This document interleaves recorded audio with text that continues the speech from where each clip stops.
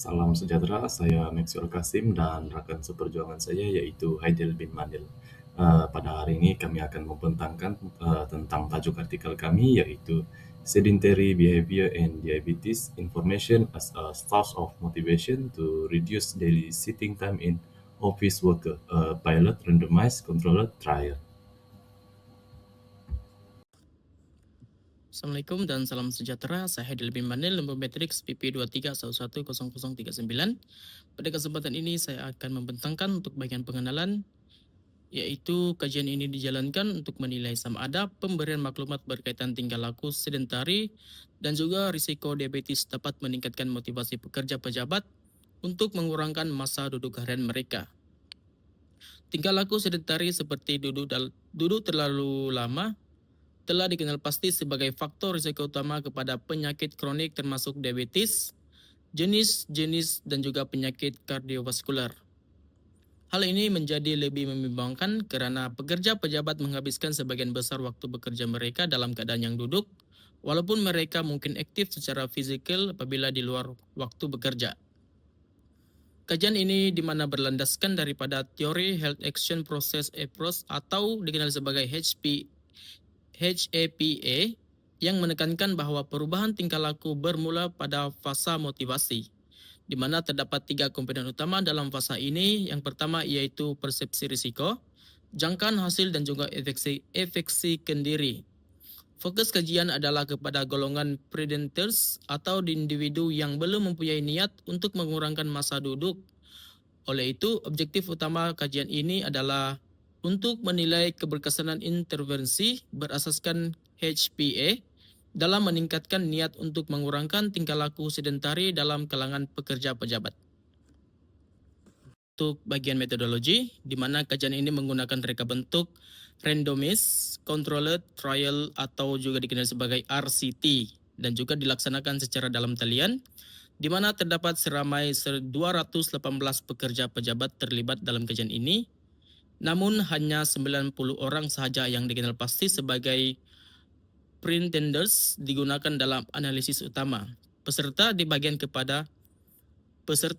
secara rawak kepada 3 kumpulan, di mana kumpulan pertama yaitu intervensi HAPA, kumpulan kawalan perhatian, dan juga kumpulan kawalan tanpa intervensi. Kumpulan intervensi menerima slide pendidikan berasaskan HPA yang menerangkan hubungan antara tingkah laku sedentari dan juga risiko diabetes serta kepentingan mengurangkan masa duduk, manakala kumpulan kawalan perhatian juga menerima maklumat berkaitan activity physical, manakala kumpulan kawalan tidak menerima sebarang intervensi. Selepas itu semua peserta diminta untuk menjawab soal selidik tersebut.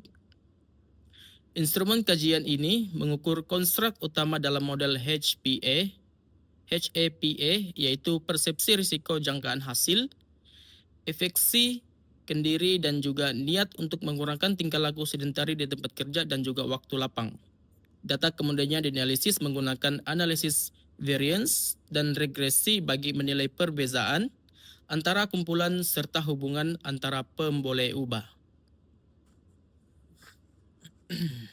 Bagian result ataupun keputusan kajian ini, di mana kajian ini menunjukkan bahwa intervensi berasaskan HPA meningkatkan niat peserta untuk kerap berehat daripada duduk di tempat kerja serta meningkatkan masa berdiri dan juga mengurangkan masa duduk di luar waktu bekerja berbanding daripada kumpulan kawalan perhatian. Walau bagaimanapun, tiada perbedaan yang signifikan bagi niat mengurangkan jumlah keseluruhan masa duduk atau meningkatkan pergerakan ringan di tempat kerja. Dari segi konstruk psikologi, hanya jangkaan hasil menunjukkan peningkatan yang signifikan.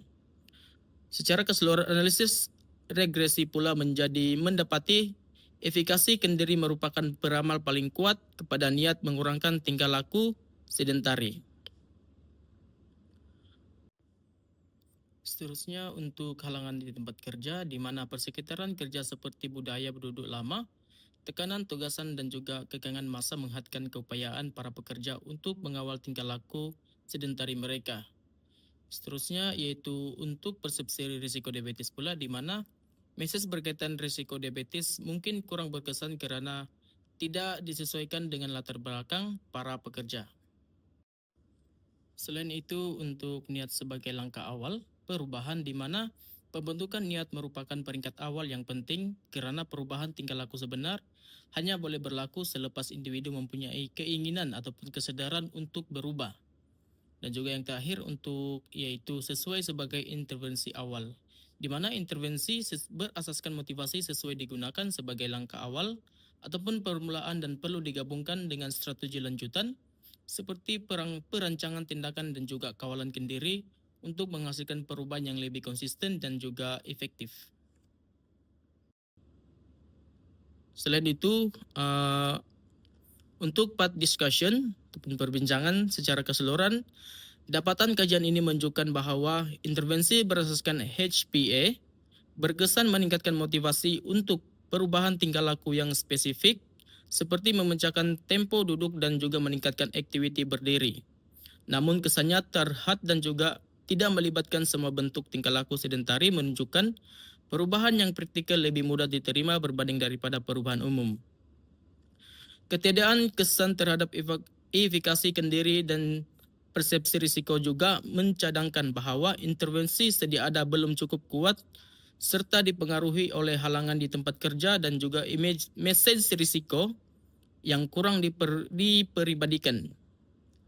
Walaupun begitu, kajian ini menegaskan bahwa pembentukan niat merupakan langkah awal yang penting sebelum perubahan tingkah laku sebenar dan intervensi motivasi sesuai dijadikan asas kepada strategi perubahan yang lebih menyeluruh. Sekian, terima kasih daripada saya. Seterusnya, saya Maxwell Kasim akan meneruskan 5.0 yaitu Strengths of the Study, kekuatan kajian. Kekuatan kajian yang pertama yaitu kajian ini menggunakan teori yang sesuai, yaitu Health Action Process Approach. Teori ini bantu paham bagaimana niat untuk berubah itu terbentuk, dan fokus pada faktor psikologi seperti risiko, faedah, dan keyakinan diri. Kekuatan kajian yang kedua pula yaitu guna reka bentuk Randomized Control Trial, yaitu RCT. Ada kumpulan intervensi dan kumpulan kawalan, dan keputusan di sini lebih adil dan boleh dipercayai, serta dapat mengurangkan bias kajian. Kekuatan kajian yang ketiga pula yaitu fokus kepada individu yang belum ada niat berubah. Kumpulan ini biasanya sukar dipengaruhi dan penting untuk mencegah masalah dari peringkat awal. Kekuatan kajian yang keempat pula yaitu alat kajian dan analisis adalah baik. Soal selidik boleh dipercayai dan analisis statistik sesuai digunakan. Seterusnya 6.0 yaitu weakness of the study, kelemahan kajian. Kelemahan kajian yang pertama yaitu artikel ini hanya ukur niat, bukan tingkah laku sebenar.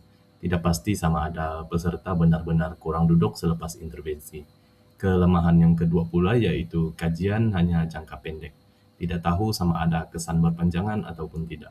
Kelemahan yang ketiga pula yaitu terlalu menggunakan soal selidik kendiri, self-report, di mana responden mungkin jawab lebih positif daripada keadaan sebenar. Kelemahan yang keempat pula, intervensi terlalu ringkas, lebih kepada beri maklumat sahaja dan tidak cukup kuat untuk tingkatkan keyakinan diri. Seterusnya 7.0 suggestion to improve weakness, cadangan penambahbaikan. Yang pertama, mengukur tingkah laku sebenar, bukan hanya niat. Guna alat seperti pedometer, accelerometer, atau aplikasi telepon. Yang kedua pula yaitu buat kajian jangka panjang. Pantau peserta selepas beberapa minggu atau bulan, lihat sama ada perubahan kekal. Yang ketiga pula yaitu tambah strategi daripada fasa volisional HAPA, di mana bantu peserta buat plan tindakan, ajar cara atasi halangan, galakan pemantauan kendiri, dan cadangan penambahbaikan yang terakhir pula yaitu guna sampel lebih besar dan pelbagai, supaya hasil kajian lebih kukuh dan boleh digeneralisasi. Kesimpulannya ialah intervensi HAPA ini berjaya meningkatkan niat untuk berdiri dan berehat daripada duduk serta kesedaran tentang manfaat kesehatan. Namun, kesan terhadap efikasi kendiri dan persepsi risiko masih rendah.